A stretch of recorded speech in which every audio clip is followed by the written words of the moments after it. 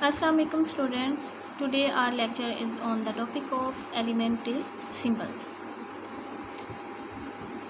Okay, what is element? Element क्या है? Element जो है इसको हम डिटेल में पढ़ेंगे कि एलिमेंट जो है इसकी ओल्ड डेफिनेशन हम क्या करते थे. The substance date could not be broken down into simple unit by ordinary chemical process. ठीक है, सब्सटेंस हमने पीछे पढ़ा है. सब्सटेंस क्या होता है? ठीक है, जो कि प्योर फॉर्म में अगर कोई मैटर है तो उसको हम सब्सटेंस बोलते हैं.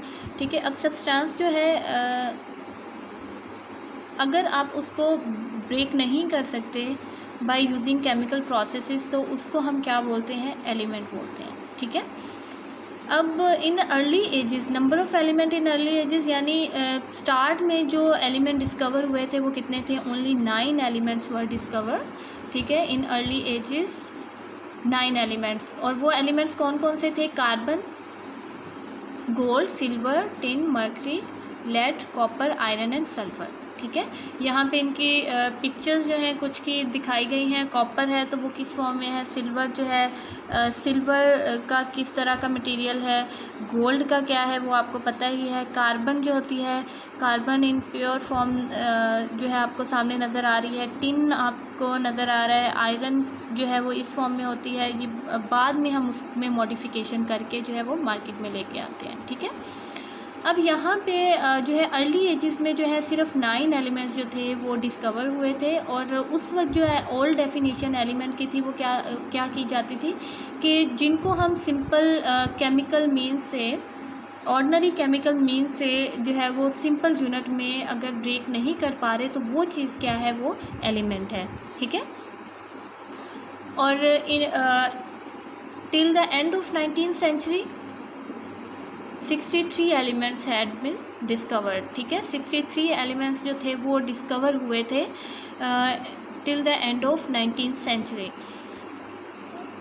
Now 118 elements have been discovered. ठीक है, out of which are naturally occurring elements. अब तक जो है अगर हम बात करते हैं तो 118 एलिमेंट्स जो होते हैं जो हैं वो डिस्कवर हो चुके हैं.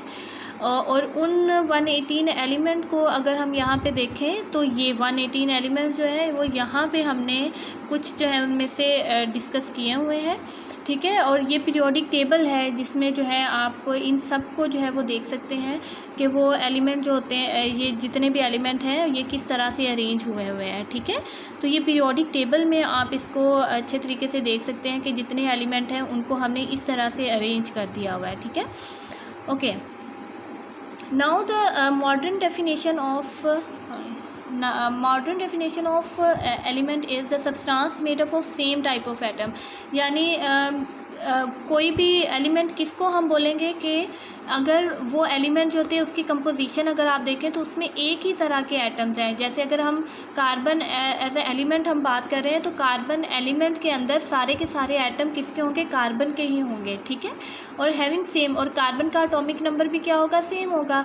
ठीक है, and can not be decomposed into simple substances by ordinary chemical means. और इनको हम डिकम्पोज नहीं कर सकेंगे by using ordinary chemical means. ठीक है, डिफरेंट प्रोसीजर को यूज़ करके हम इनको जो है वो क्या नहीं कर सकते? डिकम्पोज या ब्रेक डाउन इसकी नहीं कर सकते. ठीक है, अब जो एटॉमिक नंबर है कार्बन का वो क्या है? एटॉमिक नंबर हम किसे कहते हैं कि अगर आप स्ट्रक्चर को डिस्कस करते हो, किसके स्ट्रक्चर को? अगर आप एटम की जब यहाँ पे हम डिस्कस करें एटम को, तो जब आप कार्बन के एटम को देखते हो तो उसमें एटम में जो कंपोजिशन है उसकी उसमें क्या है? प्रोटॉन है, न्यूट्रॉन है एंड इलेक्ट्रॉन्स हैं. तो प्रोटॉन, नंबर ऑफ़ प्रोटॉन कितने उसमें वो उसका क्या दे रहे हैं? एटॉमिक नंबर दे रहे हैं. ठीक है, तो अगर यहाँ पे हम कार्बन की बात कर रहे हैं तो कार्बन का जो एटॉमिक नंबर क्या है वो 6 होता है और इसमें नंबर ऑफ़ प्रोटॉन क्या है? 6 है. तो इसका मतलब है कार्बन को बनाने के लिए जितने, यानी ये जो पीछे हमने बात की है कार्बन की, इस कार्बन को बनाने के लिए जितने भी यहाँ पे एटम यूज़ होंगे वो कार्बन के ही होंगे, उनका उसका एटॉमिक नंबर 6 ही होगा, यानी उसमें नंबर ऑफ़ प्रोटॉन 6 होंगे। अगर नंबर ऑफ़ प्रोटॉन चेंज है तो वो फिर क्या है, वो कार्बन नहीं है, उसमें और भी इम्प्योरिटीज़ मिली हुई हैं, ठीक है। और उसको हम डिकम्पोज नहीं कर सकते, डिग्रेड नहीं कर सकते, ब्रेक डाउन उसकी नहीं कर सकते into simple substances by ordinary chemical means. Okay, each element is made up of unique atoms that have very specific properties.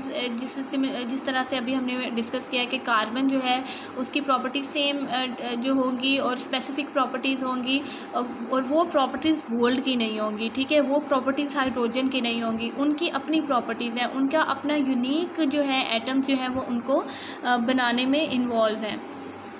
Okay, occurrence of element, now we will discuss occurrence of element. Elements जो हैं वो किस form में जो है वो free form में, free भी नेचर में होंगे और कंबाइन फॉर्म में। फ्री का मतलब क्या है कि अपनी एक अलहदा फॉर्म में होंगे, या कंबाइन फॉर्म का मतलब है कि वो किसी के साथ मिल के भी प्रेजेंट होंगे, ठीक है। तो ये अक्रेंस क्या है कि all the naturally occurring elements found in the world have different in the world have different percentage in the earth crust, oceans and atmosphere, ठीक है। तो ये अगर आप यहाँ पे ये टेबल देखें तो आपको पता चलेगा कि अर्थ क्रस्ट, यानी अगर अर्थ की डिफरेंट लेयर्स हैं, वो आप जियोग्राफी में पढ़ चुके हैं, डिफरेंट लेयर्स ऑफ अर्थ, तो उसमें अर्थ क्रस्ट जो है उसके अंदर ऑक्सीजन की परसेंटेज जो है वो 47% है। ऑक्सीजन कितनी होगी, 47%। और ओशंस में, समुद्र में जब हम बात करते हैं तो ऑक्सीजन की परसेंटेज डिफरेंट है, 86% है। इसी तरह से एटमॉस्फेयर में ऑक्सीजन कितनी है,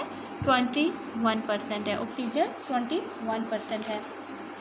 ओके, इसी तरह से अगर हम यहाँ पे अर्थ क्रस्ट में सिलिकॉन की बात करते हैं तो ये यहाँ पे 28% है, एल्युमिनियम जो है वो 7.8% है, हाइड्रोजन ओशन में 11% है, क्लोरीन जो है 1.8% है, और एटमॉस्फेयर में आर्गन जो है वो 0.9% है। और ये आपने अच्छे से याद कर लेनी है ये टर्म्स, क्योंकि MCQ में इसमें से पूछा जाता है कि what is the percentage of oxygen in ocean, ठीक है। और डिफरेंट जो है यहाँ पे दे दिए जाएंगे आपको, जो है ऑप्शंस दे दिए जाएंगे, ठीक है। तो ये भी आपने अच्छे तरीके से याद कर लेना है इस टेबल को भी। और now we will discuss physical states of matter element, physical state element भी जो है वो कुछ एलिमेंट सॉलिड फॉर्म में होती हैं, कुछ लिक्विड फॉर्म में होते हैं, कुछ गैसियस फॉर्म में होती हैं, ठीक है। Solid, majority of element exist in solid, जैसे सोडियम है, कॉपर है, जिंक है, गोल्ड है, ये क्या होते हैं, ये सॉलिड फॉर्म में होती हैं, ठीक है। सॉलिड्स के पीछे हम प्रॉपर्टी जिनकी डेफिनेट शेप होती है, ठीक है, और इनको हम कंप्रेस नहीं कर सकते, ये सॉलिड्स होते हैं। लिक्विड्स क्या हैं, there are very few element which occur in liquid से, मरकरी है, ब्रोमीन है। मरकरी थर्मोमीटर जो होता है उसमें आपको पता है कि मरकरी यूज़ हो रही है, वो लिक्विड फॉर्म में, यानी वो एलिमेंट है लेकिन किस फॉर्म में है, एलिमेंट है और वो लिक्विड फॉर्म में है, ठीक है। गैसियस फॉर्म में nitrogen, oxygen, chlorine and hydrogen. तो यहाँ पे अगर आप ये पीरियोडिक टेबल की एक स्केच देखते हैं तो इसमें आपको ये जो पर्पल कलर नज़र आ रहा है ये सारे के सारे गैसियस एलिमेंट हैं जो पीरियोडिक टेबल में मेंशन है, ठीक है। Similarly liquid elements are mercury and bromine, ठीक है। और जो अदर एलिमेंट्स यहाँ पे जो है आपको नज़र आ रहे हैं ये सारे के सारे सॉलिड एलिमेंट्स हैं, ठीक है। तो यहाँ से आपको ये ज़्यादा अच्छे तरीके से इसकी समझ आ जाएगी। Now we will discuss classification of elements on the basis of their properties. Elements are divided into metals, non metals and metalloids, ठीक है। मेटल्स क्या होती हैं, मेटल्स जितनी भी मेटल्स हैं एलिमेंट्स जो होते हैं, यानी इनको हम कैटेगराइज क्लासिफिकेशन इनकी करते हैं on the basis of different properties. जिस तरह मेटल्स हैं, मेटल क्या होती है, मेटल कोई भी एलिमेंट जो होते हैं जब वो इलेक्ट्रॉन लूज़ करती है, ठीक है, अगर वो इजीली इलेक्ट्रॉन लूज़ कर रही है, ठीक है, बॉन्डिंग करते हुए, ठीक है। जब बॉन्डिंग की हम बात करते हैं ना, यानी जितनी भी चीज़ें ये हमारे सामने ये बॉन्डिंग से ही बनी हुई हैं, ठीक है। तो मेटल्स जो होती हैं वो क्या कह रहे हैं कि इनकी ये प्रॉपर्टी होती है कि ये ईजीली अपना इलेक्ट्रॉन, यानी एटम का स्ट्रक्चर जब आप देखते हो तो आपको पता चलता है कि डिफरेंट ऑर्बिट्स में शेल्स के अंदर इलेक्ट्रॉन जो होते हैं वो क्या कर रहे होते हैं, रिवॉल्व कर रहे होते हैं, ठीक है, अराउंड द न्यूक्लियस। तो इलेक्ट्रॉन जब इजीली वो डोनेट कर देता है तो वो क्या चीज़ है, वो मेटल है, ठीक है। और जैसे ही इलेक्ट्रॉन लूज़ करती है कोई भी एलिमेंट तो वो उसके तो इलेक्ट्रॉन लूज़ करने की वजह से वो क्या बनाते हैं, पॉजिटिव आयन बनाते हैं। और जितनी भी मेटल्स हैं ये गुड कंडक्टर होती हैं हीट एंड इलेक्ट्रिसिटी की। और 80% ऑफ एलिमेंट्स जो हैं जो अभी तक डिस्कवर हुए हैं वो क्या हैं, वो मेटल्स हैं, ठीक है, गुड मेटल्स हैं। उनकी ये सारी प्रॉपर्टीज़ हैं, सोडियम है, जिंक है, गोल्ड है, ये सारे के सारे क्या है, ये मेटल्स हैं। और नॉन मेटल्स विच कैन, अब यहाँ पे हमने मेटल्स का पढ़ा कि ये लूज़ करते हैं इलेक्ट्रॉन। नॉन मेटल्स क्या है, ये इलेक्ट्रॉन गेन करती हैं, ठीक है, टू फॉर्म नेगेटिव आयंस, ठीक है। तो ये बॉन्डिंग करते हुए बेसिकली ये सारा कुछ हो रहा होता है कि वो जब आपस में रिएक्शन करती हैं तो ये अपने इलेक्ट्रॉन लूज़ करते हैं मेटल्स, और नॉन मेटल्स अपने इलेक्ट्रॉन जो होते हैं किसी से भी इलेक्ट्रॉन क्या करती हैं, गेन करते हैं। And are non conductor of heat and electricity are called, और ये कंडक्टर नहीं होते, यानी कंडक्ट नहीं करते इलेक्ट्रिसिटी को, हीट को अपने अंदर से पास नहीं होने देते। नाइट्रोजन है, ऑक्सीजन है, कार्बन है, सल्फ़र है, ये सारे नॉन मेटल्स हैं। मेटलॉइड्स या सेमी मेटल्स, यानी इनमें कुछ प्रॉपर्टीज़ मेटल्स वाली होती हैं, कुछ प्रॉपर्टीज़ नॉन मेटल्स वाली होती हैं, तो इनको हम क्या कहते हैं, मेटलाइड्स कहते हैं। Elements which can gain electron to form negative ions and are non conductor of heat, ठीक है, are and electricity are non metals. Sorry, ये जो है यहाँ पे इसकी डेफिनेशन थोड़ी जो है वो ओके।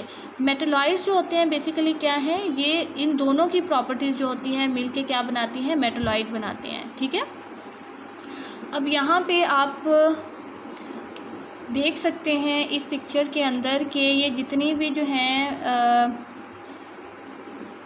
एलिमेंट्स यहाँ पे आपको नज़र आ रहे हैं, ये जो है मेटल्स को शो कर रहे हैं, ठीक है, ये सारे के सारे नॉन मेटल्स को शो कर रहे हैं। और इन दोनों की प्रॉपर्टीज़ जिनमें होती हैं वो क्या है, मेटलाइड्स हैं, ठीक है। ये जो पीछे जो है उसकी डेफिनेशन थोड़ी रॉन्ग है, तो आप ये देख लें कि इन दोनों के मिलने से जो है वो क्या बनते हैं, मेटलाइड्स बनते हैं, ठीक है।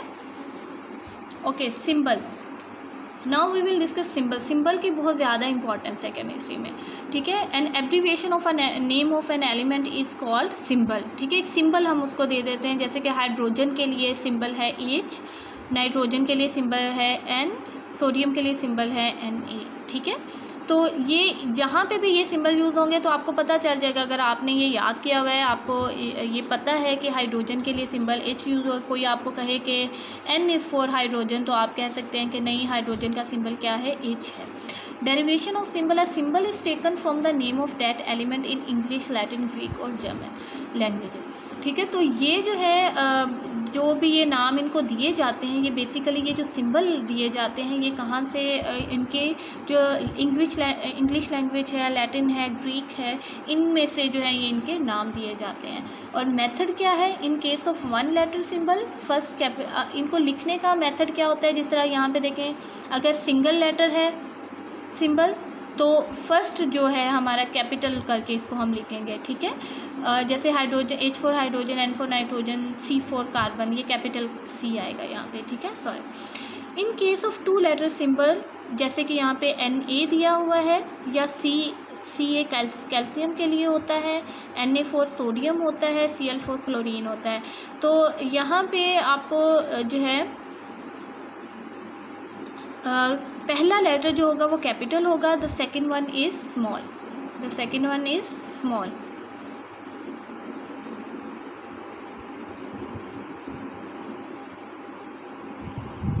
ओके।